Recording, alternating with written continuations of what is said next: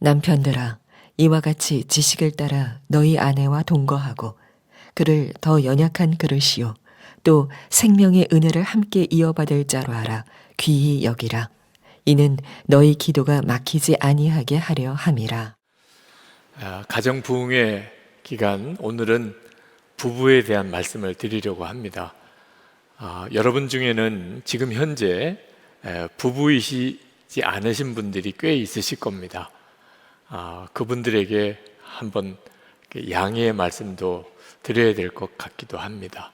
어떤 분은 배우자를 먼저 하나님께 보낸 사별의 슬픔도 있고, 또 어떤 분들은 이혼의 아픔을 겪고 계신 분도 계시고, 또 지금 현재 싱글인 분도 계시고, 또 결혼 전에 있는 청년들, 또 우리 어린 자녀들도 좀 함께 있을 겁니다. 예수를 믿지 않는 배우자를 둔 우리 성도님도 계실 거고요. 그러나 우리 부모님과 자녀들, 또 사랑하는 사람들, 우리 주변에는 이렇게 저렇게 부부 관계로 연결되어 있는 분들이 많습니다. 혹 내 문제가 직접 아니라도 우리 주변에는 부부에 대한 하나님의 말씀이 필요한 이들이 참 많고, 우리에게는 다 그 영향이 우리에게도 있습니다. 한번 귀 기울여서 부부를 향한 하나님의 말씀이 무엇인지를 마음 깊이 한번 받아들이면 좋겠습니다.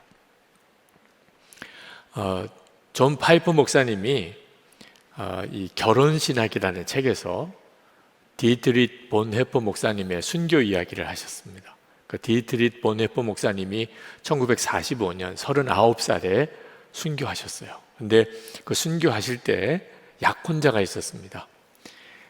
마리아 폰 웨드마이어라고 하는 약혼 상태에 있었죠. 존 파이퍼 목사님이 그 본헤퍼 목사님의 순교 이야기를 말씀하시면서 실제에 이르기 전에 그림자는 건너뛰었다, 이런 표현을 쓰셨어요. 실제는 천국에서 주님과 함께 영생을 누리는 거고, 그림자는 이 땅에서 가정을 이루고 또 부부의 행복을 누리고 사는 것과 또 같은 것에 비유했죠. 본헤퍼 목사님에게는 그 실제를 하나님이 먼저 주시려고 이 세상에서의 부부 생활은 건너뛰게 하셨다, 이런 뜻이기도 합니다. 실제로 우리의 삶에 있어서 부부 생활은 참 중요합니다. 그러나 그보다도 더 중요한 문제가 있을 수 있죠. 그래서 결혼하지 않거나 또는 결혼한 상태에 있는 어떤 하나님의 종과 성도가 순교하기도 하고요. 그리고 독신의 은사를 받은 사람도 있습니다. 사도 바울처럼. 그러므로 결혼이나 또는 가정 생활을 행복하게 영위하는 게 절대적이라고 말하기는 어렵죠. 심지어 요즘에는 이 부부 생활이 너무나 힘들어 하시는 그런 분위기 속에 있습니다. 그래서 결혼을 안 하려는 풍조도 있습니다. 결혼에 대해서 흔히 이런 이야기가 있죠. 혼자 외롭게 살 거냐, 결혼해서 지겹게 살 거냐, 둘 중에 하나밖에 없다. 어느 것을 택해도 만족스럽지 않은 그 둘 중에 하나밖에 없다고 생각하는 그런 세태에 우리가 지금 살고 있습니다. 실제로 부부 생활에 쉽지 않음은 너무 가까웠기 때문입니다. 남편과 아내 사이가 너무 가까운 관계니까.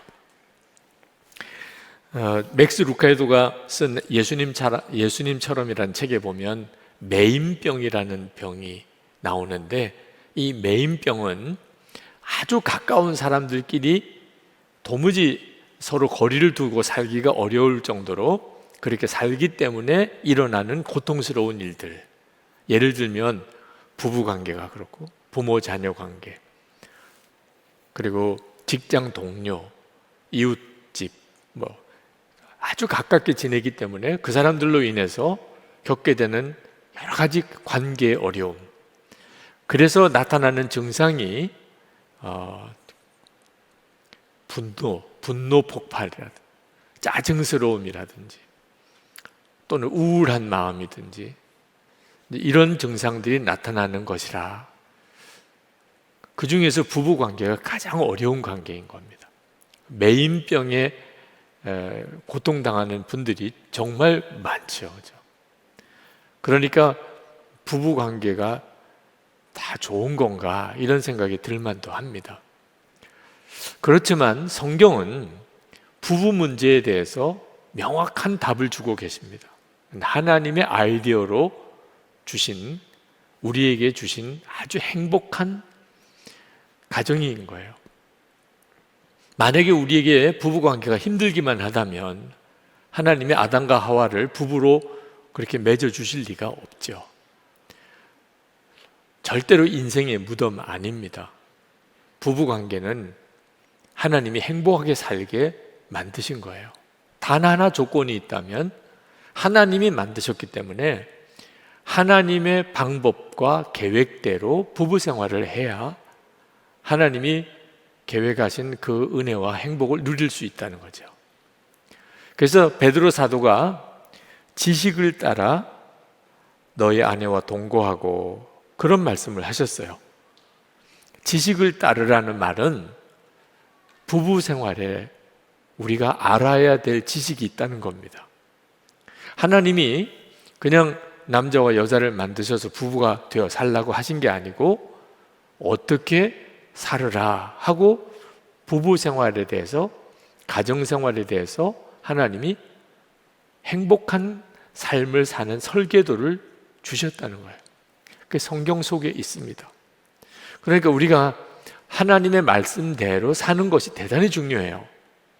여러분에게 만약에 여러분의 부부관계는 행복하십니까? 라고 이렇게 질문하면 선뜻 아멘, 그렇습니다, 이렇게 대답을 못 하실 분들이 꽤 있으십니다. 그러면 다시 한번 물어봐야 돼요. 당신들의 부부는 성경적으로 살고 있습니까? 물어봐야 돼요. 하나님이 가정을 세우셨으면 어떻게 사는 것에 대해서도 하나님이 말씀하셨습니다. 그런데 하나님이 어떻게 살라고 하는 것에 대해서는 관심이 없이 그저 내 마음에 들도록 그렇게 행복을 느끼도록 살게 해달라고 기도하거나 또는 그렇게 사는 것은 문제가 심각해지게 되는 거죠. 여러분, 서점에 가보면 가정생활, 부부생활에 대한 책이 꽤 많습니다. 성경이 가르치는 게 뭐냐? 굉장히 많이 팔린 책들도 있습니다. 혹시 그 중에 한 권 정도는 다 사서 보셨죠? 안타깝게도 많은 크리스천 부부들이 행복한 가정생활에 대한 성경의 가르침에 대한 책 한 권 읽은 적이 없으시다는 거예요. 그러면서 나는 행복한 가정이 되기를 원하고 행복한 부부 생활을 하기를 원한다. 사실은 거짓말인 겁니다. 하나님께서 어떻게 살라고 한 건지에 대해서 제대로 한번 공부도 해보고 또 그대로 살아보려고 노력하지도 않았으면서 부부 생활 힘들다, 가정은 어렵다, 그건 정말 정직한 태도가 아닌 거죠. 오늘 아주 짧은 주일 설교 시간이기 때문에 그 문제에 대해서 깊이 다 다루지 못하는 아쉬움이 있지만 가장 중요한 원리 하나는 오늘 여러분과 함께 나누고 싶은 것입니다. 하나님께서 정하신 부부 생활에 가장 중요하고도 가장 충격적인 원리가 있는데 그게 뭐냐면 부부는 한 몸이라는 거예요. 에베소서 5장 31절 말씀, 이러므로 사람이 부모를 떠나 그 아내와 합하여 그 둘이 한 육체가 될지니. 엄청난 말씀이에요. 남편과 아내 한 몸이다. 아마 여러분들도 이 말씀을 다 들으신 적이 있으실 거예요. 그래서 별로 충격을 안 받으시는 거죠. 그렇지만 믿지를 않고 진지하게 생각해 보지 않았다면 그럼 우리가 하나님을 믿는 사람 맞습니까? 아니, 하나님을 믿는다면 성경 말씀이 하나님의 말씀이라고 믿는 거고 그렇다면 하나님의 말씀대로 살아야 하는 거잖아요. 그런데 부부가 한 몸이라고 성경에 말하고 있음에도 불구하고 그걸 알기도 하면서 실제로 진지하게 생각하지 않았다면 문제는 거기에 있는 겁니다. 왜 행복하게 살자고 그렇게 결혼해서 왜 이렇게 싸우고 살아야 되는가? 원인이 거기에 있는 거예요. 아내가 남편에게 예수님에게 하듯이 순종하라. 성경이 가르침이에요. 근데 많은 아내가 그것을 자존심 상한 말로 듣습니다. 요즘 세상이 어떤 세상인데 여자가 남자에게 순종하라니 말도 안 돼. 그냥 그렇게 여기는 거예요. 남편은 아내를 예수님께서 사랑하신 것처럼 사랑하라. 남편들도 그냥 귓전으로 흘려 듣습니다. 어떻게 그렇게 살 수 있겠어? 여러분, 아내가 남편에게 순종하는 거, 남편이 아내를 사랑하라는 말씀은 우리에게 어려운 명령을 주신 게 아닙니다. 우리가 부부가 한 몸이니까 그래서 주신 말씀이에요. 여러분, 몸이 머리에 순종하는 것은 절대로 자존심 문제가 아닙니다. 건강한 거죠. 그렇지 않아요? 팔, 다리가 머리가 지시하는 대로 그렇게 움직이는 것은 건강한 거죠. 만약에 따로 논다면 심각한 문제죠. 아내와 남편이 한 몸이니까. 그러니까 머리인 남편에게 아내가 순종하라. 그 말은 아주 건강한 부부 생활을 위하여 주님이 주신 말씀인 거예요. 문제는 남편과 아내가 하나라고 아내가 믿느냐 하는 거죠. 남편에게는 예수님이 사랑한 것처럼 아내를 사랑하라고 그랬습니다. 예수님이 예수님이 우리를 어떻게 사랑하셨죠? 우리의 죄를 예수님이 대신 지시고 십자가에 죽으셨어요. 그렇게 아내를 사랑하라는 겁니다. 에베소서 5장 25절에 남편들아 아내 사랑하기를 그리스도께서 교회를 사랑하시고 위하여 자신을 주신 같이 하라. 자, 이 말씀은 아내가 뭘 잘못했거나 죄가 있으면 남편 책임이라는 겁니다. 그게 성경이 말하는 남편이 아내를 사랑한다는 거예요. 자, 그런데 많은 남편들이 도대체 어떻게 그럴 수 있느냐? 아내가 잘못한 걸 남편이 책임진다. 그 어떻게 그렇게 살 수 있느냐고 생각해요. 아예 안 된다고 접어버리는 거죠. 여러분, 딸이 있는데 그 딸이 어디 가서 뭘 잘못했어요. 그러면 아버지는 어떻게 할까요? 달려가서 그 딸을 뒤에 감추고 내가 이 아이의 아버지입니다. 내가 다 책임질 테니 이 아이에게는 아무 말 하지 마세요. 여러분, 이렇게 하는 일이 아버지로서 결심이 필요하고 노력이 필요하고 그런 겁니까? 여기 계신 아버지들 한번 대답해 보세요. 그냥 저절로 되잖아요. 딸이 잘못했어요. 그걸 아버지가 책임지는 게 뭘 도대체 힘들고 어려운 결단입니까? 딸에게도 그렇게 할 수 있다면 아내는 더 말할 것도 없죠. 뭐가 전제가 돼야 되냐면 아내와는 한 몸이다. 이걸 믿느냐 안 믿느냐가 문제인 거예요. 아내와는 나는 한 몸이다. 딸은 내 자식이지만 아내는 내 몸이다. 그럼 아내가 잘못했을 때 내가 그걸 책임지는 일이 당연한 거죠. 머리가 하는 역할이 뭡니까? 팔다리가 뭘 잘못하면 다 머리가 책임지는 거죠. 그게 머리라고 하는 뜻인 거죠. 우리에게 있어서 부부 생활에 있어서 꼭 해결해야 될 문제, 예수를 믿었다면 반드시 우리가 붙잡아야 될 중요한 성경의 진리가 남편과 아내는 이제 한 몸이다라는 거예요. 심각하게 이혼을 생각하는 남자 성도님이 계셨어요. 왜 그러냐면 어머니와 아내 사이에 갈등이 너무 심한 거예요. 어머니를 집에 모시고 살게 됐는데 1년이 지나고 감당이 안 될 정도로 이제 어머니와 아내 사이에 갈등이 깊어졌습니다. 남편은 남편대로 대단히 화가 났어요. 그 남편이 이혼을 생각을 한 거예요. 왜냐하면 모자 관계는 이건 어떻게 해결할 수가 없잖아요. 어머니와 자식 관계인데. 그러니 아내와 헤어지는 수밖에 없다. 그분 결론이더라고요. 제가 그분에게 물었어요. 어머니와 아들 관계는 이건 도무지 어떻게 해결할 방법이 없다고 하는 건 옳다. 그런데 아내, 당신과 한 몸인 것은 그건 믿느냐? 한 번도 생각해 본 적이 없다. 아내와 한 몸이라는 생각을 한 번도 해본 적이 없다. 들은 적은 있었어. 그런데 전혀 생각은 해본 적이 없었대요. 그러니까 이렇게 이상한 방법으로 문제를 풀어가려고 하는 겁니다. 어머니와 아들 관계, 이건 뭐 변할 수 없는 관계잖아요. 남편과 아내 관계는 한 몸이 된 거예요. 이것도 어떻게 잘라요? 한 몸인데. 그래야 그 다음부터 주님이 해결해 주시는 방향으로 나가게 돼요.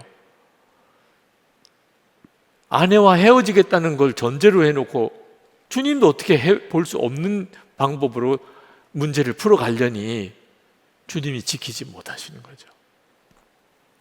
여러분, 아내가 남편에게 예수님께 하듯이 순종하고 남편이 아내를 예수님이 하신 것처럼 사랑하라는 것은 우리에게 아주 무거운 짐을 주신 게 아니고 한 몸이 되어서 사는 지혜를 가르쳐 준 거예요. 한 몸이 어떻게 한 몸이 되어 살 수 있겠는지를. 기가 막힌 방법이에요. 대학원에서 목사님들과 함께 이 주제로 한 학기 공부를 했습니다. 영성과 가정이라는 그런 주제로. 거기서 부부가 한 몸인 것에 대한 말씀을 같이 나누었어요. 그 목사님 한 분이 동행일기에 이런 내용을 쓰셨더라고요. 오늘 아침 아내의 주정차 위반 고지서를 받았습니다. 이게 벌써 몇 번째야. 화가 나서 아내에게 사진을 찍어 보냈습니다. 당신이 잘못했으니 벌금은 당신이 내는 거 알지? 하는 것이 제 속마음이었는데 예수님의 십자가를 생각하니 그렇게 한 것이 한없이 부끄러워졌습니다. 아내에게 다시 문자를 보냈습니다. 여보, 과태료는 내가 낼게. 그동안 아내와의 관계에서 잘못을 따지는 경우가 많았음을 회개합니다. 자, 부부가 한 몸이라는 사실을 정확하게 믿음으로 받아들이기 시작하니까 문제를 보는 관점과 풀어나가는 방법이 완전히 달라지는 거예요. 우리가 성경의 진리를 알아도 어설프게 아니까 힘만 드는 거예요. 여러분이 예수를 믿으시고 그리고 부부가 되었다면 이제는 분명히 결론 내려야 됩니다. 남편이 어떻다, 아내가 어떻다, 그러면 안 되는 거예요. 여러분 자신인 거예요. 부부는 한 몸이니까. 결혼을 앞둔 청년들이 온통 관심은 결혼식에 있어요. 어떻게 하면 결혼식을 멋있게 할까, 감동적으로 할까, 재미있게 할까, 화려하게 할까, 그 생각밖에 없어요. 정말 요즘에는 결혼식을 정말 멋있게 이벤트 같이들 하더라고요.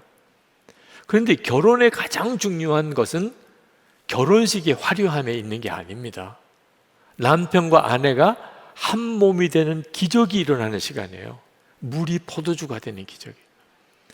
그런데 결혼을 앞둔 청년들이 그 생각은 전혀 없어요. 믿지도 않고 생각하지도 않아요. 결혼함으로 우리 둘이 한 몸이 되는 거다.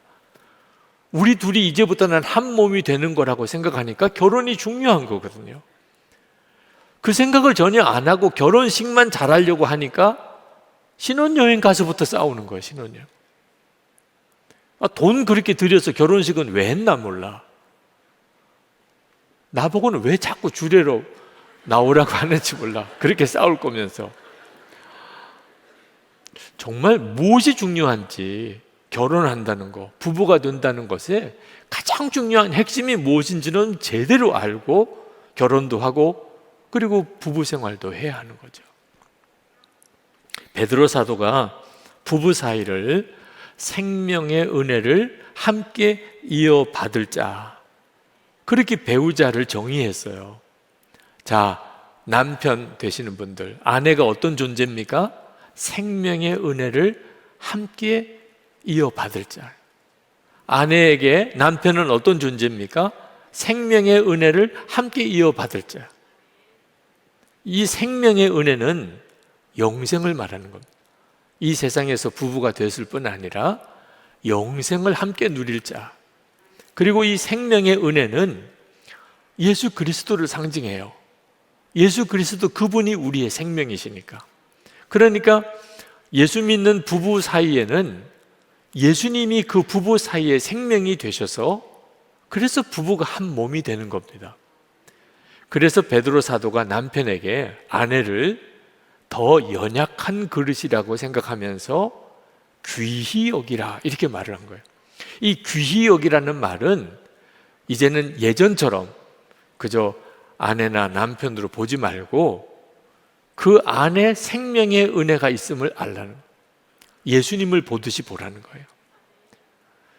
남편으로 그저 아내로 보는 거하고 그 안에 생명의 은혜가 있음을 알고 예수님을 보듯이 바라보면 완전히 다르게 보입니다. 부부 관계의 구원이에요. 어떤 분이 그런 책을 쓰셨더라고요. 데이비드 배너라고 하는 분이 거룩한 사귐에 눈뜨다라는 책에 보니까, 이분이 어느 성도의 모임에 가서 부부 사이에 영적인 하나됨을 위해서 힘쓰라, 뭐 이런 제목의 말씀을 전했는데, 여성도 한 분이 막 엄청 화를 내더래요. 남편과 아내로서 이렇게 결혼해서 사는 것도 쉬운 일이 아닌데 여기에 영적으로 하나 되기를 힘쓰라고? 죽으라는 겁니까 우리? 한번 이렇게 화를 막 내더래요. 아니, 남편과 아내로서 사는 것도 이렇게 힘든데 여기에 또 하나 더 영적으로 하나 되기를 위해서 힘쓰라. 잘 몰라서 그런 거예요. 힘들게 살게 하려고 주신 계명이 아닙니다. 부부가 한 몸이다. 와, 정말 죽겠네. 그렇게 주신 거 아니에요. 여기서도 살기가 이렇게 힘든데 이제 영생토록 같이 그런 뜻으로 주신 게 아닙니다. 우리 스스로의 노력으로 부부 문제를 해결하려고 하지 말라는 거예요. 되지도 않는 일이니까. 우리 주님이, 예수님께서 어떤 남편과 아내 사이든지 완전히 변화되게 하죠. 부부 관계를 완전히 구원해 주신다는 거예요. 우리 스스로 그 문제를 해결하려고 하지 말고 주님을 바라보라. 생명의 은혜를 함께 이어받을 자로 그렇게 믿고 여기면, 그러면 순종 절대 어려운 일 아니에요. 사랑 어려운 일 아닙니다. 내 몸인 걸. 아니, 몸에서 팔다리가 머리에 순종하는 게 뭐가 어렵습니까? 아내가 나와 한 몸인데 아내의 잘못이 내 잘못인 거죠. 그게 뭐가 어려워요? 한 몸이라고 믿지 않으니까 그게 말도 안 되는 교훈인 것처럼 느껴질 뿐인 겁니다. 부부 사이가 사실은 교회와 예수님과의 관계와 같은 거예요. 에베소서 5장 31절 32절에 보면, 그러므로 사람이 부모를 떠나 그의 아내와 합하여 그들이 한 육체가 될지니, 이렇게 말씀하시고는 그 32절에 가서는 이 비밀이 크도다.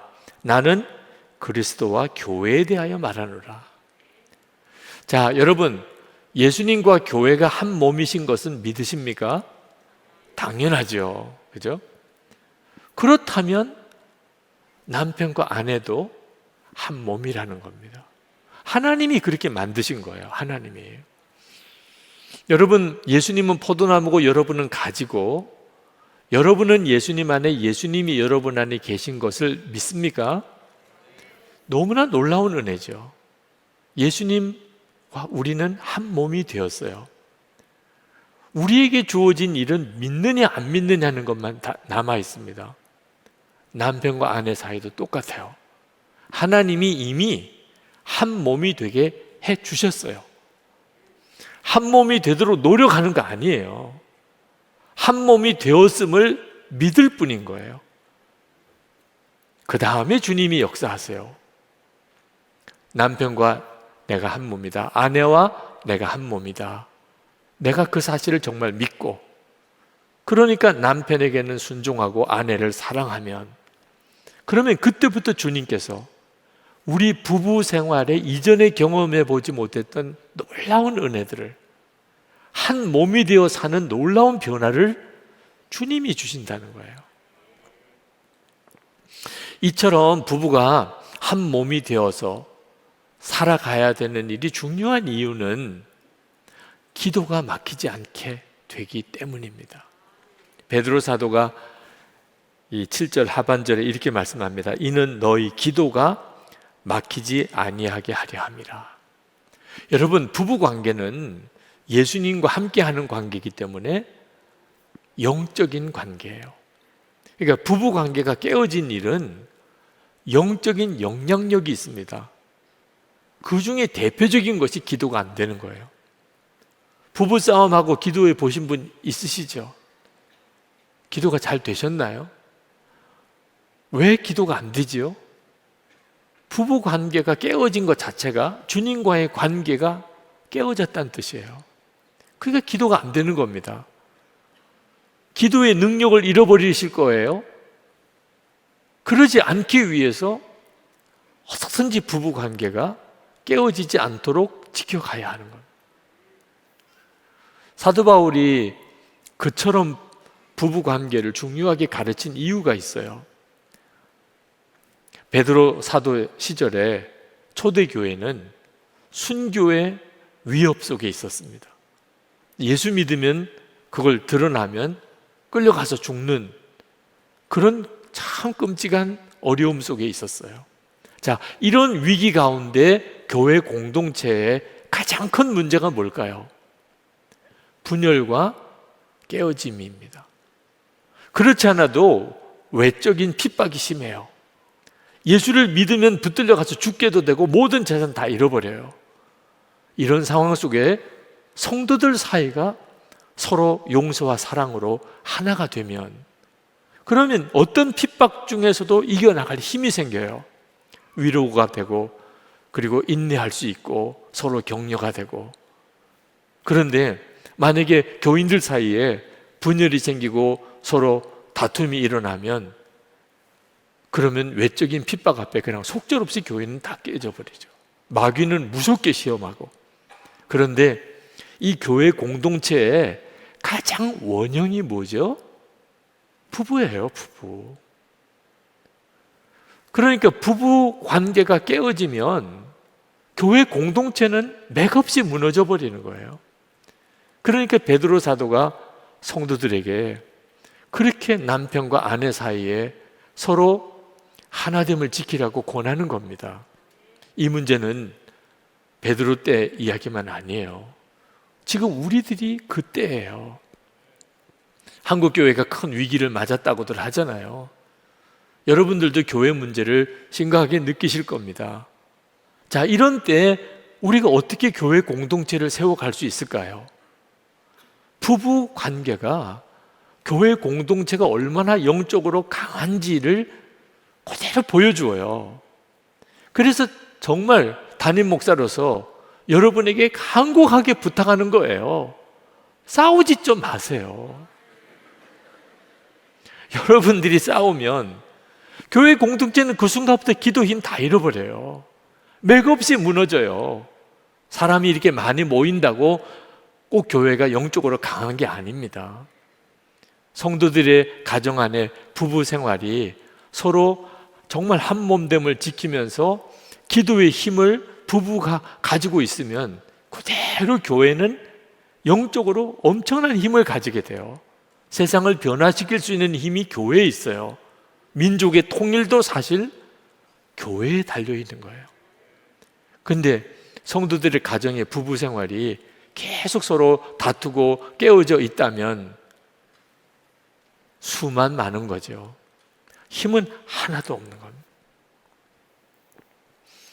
예수님께서 해주신다는 거예요. 우리가 진짜 한 몸인 것을 믿으면 그 다음엔 부부관계의 복은 주님이 이루신다는 거예요. 빌립보서 4장 13절에 능력 주시는 자 안에서 내가 모든 것을 할 수 있는, 여기 능력 주시는 자가 예수님입니다. 우리가 진짜 예수님 안에 있으면, 그러면 부부 사이에 가장 먼저 영향이 와요. 남편은 아내에게, 아내는 남편에게 순종과 사랑으로 하나가 돼요. 그러면 모든 것을 할 수 있다는 거예요.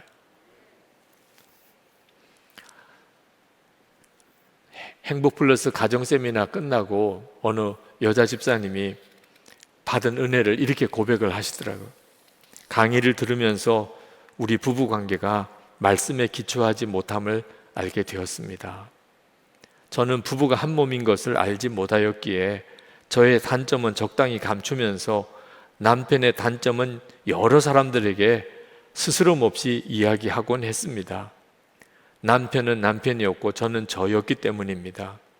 그런데 부부가 한 몸인 것을 알고 나니 남편의 단점을 가려주게 되었습니다. 남편의 단점이 저의 단점임을 알게 되었기 때문입니다.